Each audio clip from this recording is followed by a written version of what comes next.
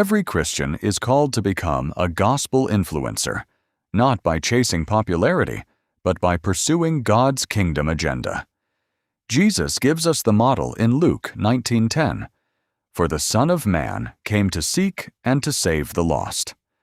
First, we need intentional pursuit. Jesus came with a purpose, and our pursuit of people must be motivated by God's love.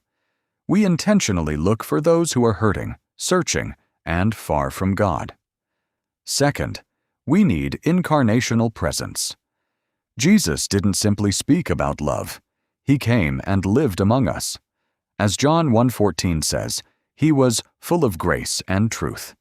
We become gospel influencers when people experience Christ through the way we live, love, serve, and relate to them. Finally, we need invitational proclamation.